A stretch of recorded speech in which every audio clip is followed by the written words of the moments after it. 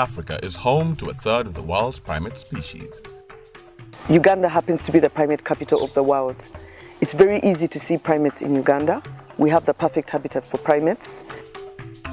And they help out in a series of ecosystem activities like dispersal of seeds, pollination and all that.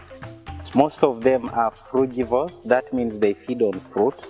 And when they feed on this fruit, they transfer the seed from one location to another in the forest. And also the fact that some of these seeds must be eaten and pass through the guts of wild primates to be able to germinate.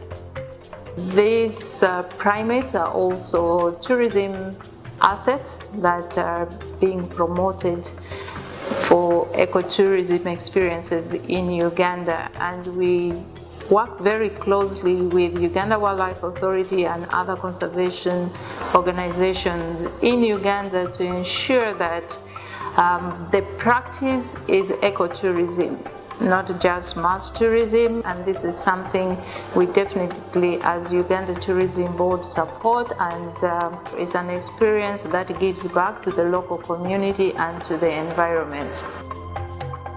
We manage 10 national parks and 12 wildlife reserves. A good number of them have quite a number of primates. In the national parks and wildlife reserves, the primates are basically safe. The population is either stable or growing. NFA is one of the conservation agencies in Uganda. By the fact that we manage forest reserves means we are managing habitat for these primates. If you hear about the Bugoma Central Forest Reserve, which is 41,000 hectares, Budongo Forest Reserve, which is the biggest in the country, is 81,000 hectares, twice the size of Bugoma. Mabira, which is 30,000 hectares. We have Kalinzu, where we have the chimpanzees, even we are doing it for tourism. All these are big forests where we have different species of primates. We generally have an abundance of 15 species of primates: the mountain gorilla, chimpanzees, red colobus monkey, black and white colobus monkey, red-tailed monkey, grey-cheeked mangabe, louse monkey, blue monkey, olive baboon, bush baby, debraza monkey, poto, golden monkey, vervet monkey, patas monkey, which is found in a savanna habitat in Kidepo. The primates are important in research. Many researchers come from all over the world to study primates in Africa. In Uganda, for example, we have researchers from Europe, or countries like UK, countries like Belgium. And while you protect primates and their habitats, you automatically protect many other species sharing the habitats of primates.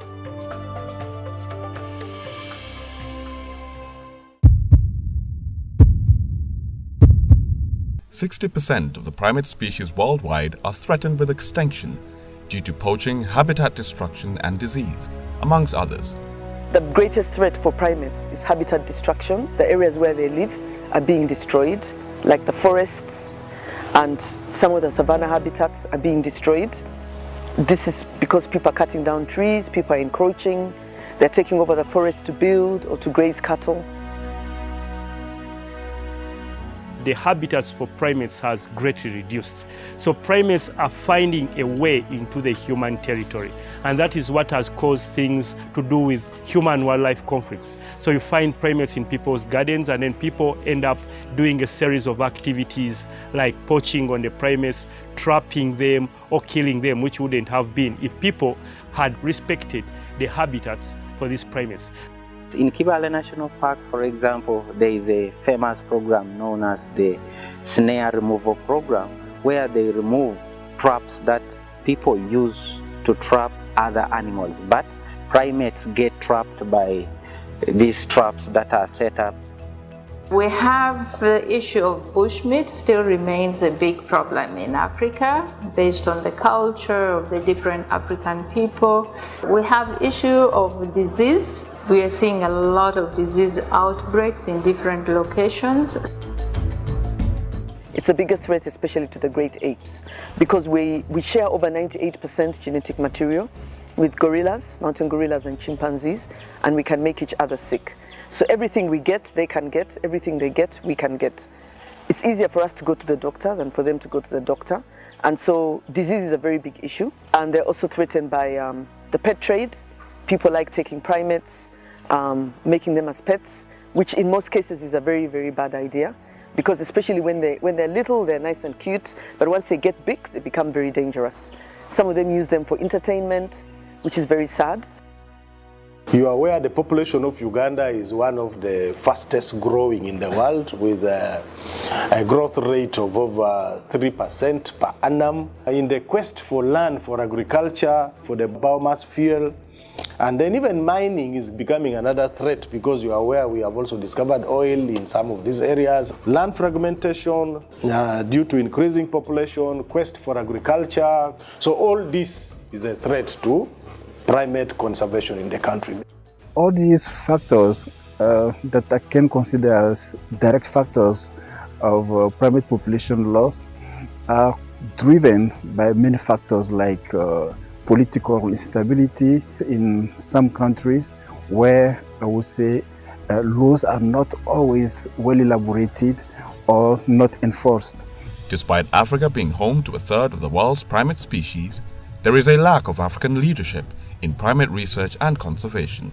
Furthermore, native African participation in international forums remains limited and disproportionately low, primarily due to the prohibitive costs of participation. Despite the many resources we have, in terms of the natural resources, the gold, the forest, the water, we have not harnessed them to a level that brings us the money, the dollar that does the work. And therefore, in many countries, it is more of survival rather than conservation and protection. When you look at it in a more broad sense, you find that the main reason is that the funds available for primate research and all to train people in primatology in Africa have been limited.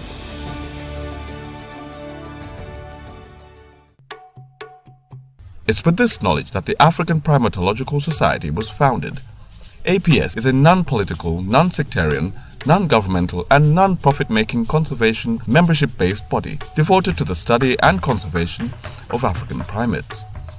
The African Primatological Society was started in 2016 to build African leadership for primatology. It is affiliated to the International Primate Society.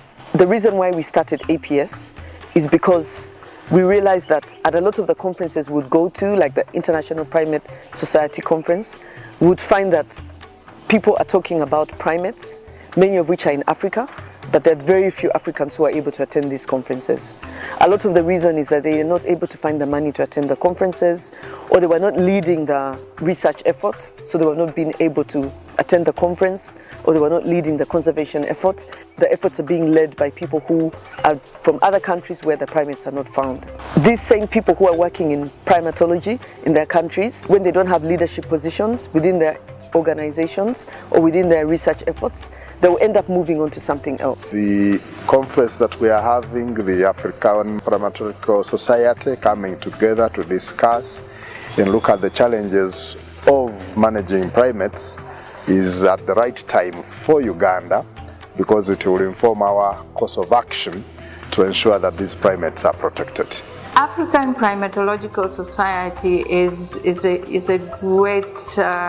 a great initiative, which I think will go a long way to support the conservation of primates in Africa. It's a society which is being driven by the Africans. It will help a lot in getting the Africans networking and getting to do things for themselves, build the capacity of the younger ones coming up, and inspiring the younger generation to take on the responsibility of primate conservation. The forum provides a platform for sharing ideas.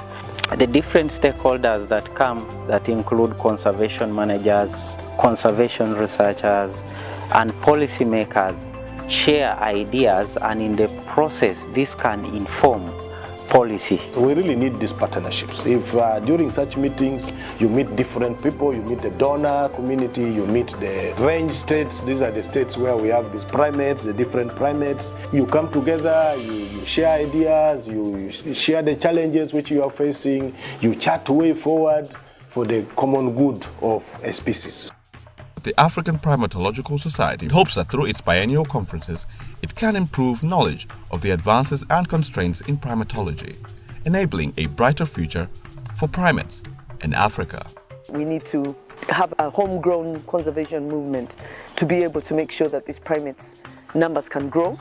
The very first conference was held in 2017 in Ivory Coast, in Bingerville, and it was hosted by Dr. Inza Kone, who became the president of African Primate Society. I was made the vice president from Uganda. We have somebody on the team. We have the secretary general who's from Cameroon, the treasurer from Ivory Coast, and the communication secretary from South Africa. Because on the executive committee, we have people who are native Africans, and we want to make sure that they come from different parts of Africa.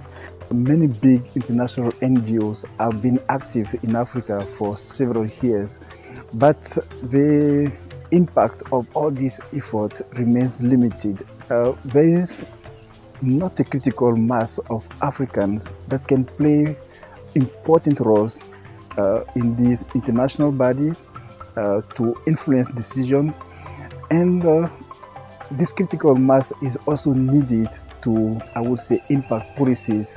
We need to work on this, and this is one of the major goals of the African Primatological Society. We need to work together, everybody of us in Uganda, in Africa, to ensure that we improve our ability to conserve. What we would like to see is that they continue to be there in sustainable numbers that are not declining in their natural ecosystems. Please visit the website apsuganda.africanprimatologicalsociety.org and see how you can be part of the homegrown movement of primate conservation and research. And you can support it, be part of it, become a member of African Primate Society, give a donation. This society has people from all over Africa. At the conference, we're going to have delegates from over 30 countries, and it's really, really exciting.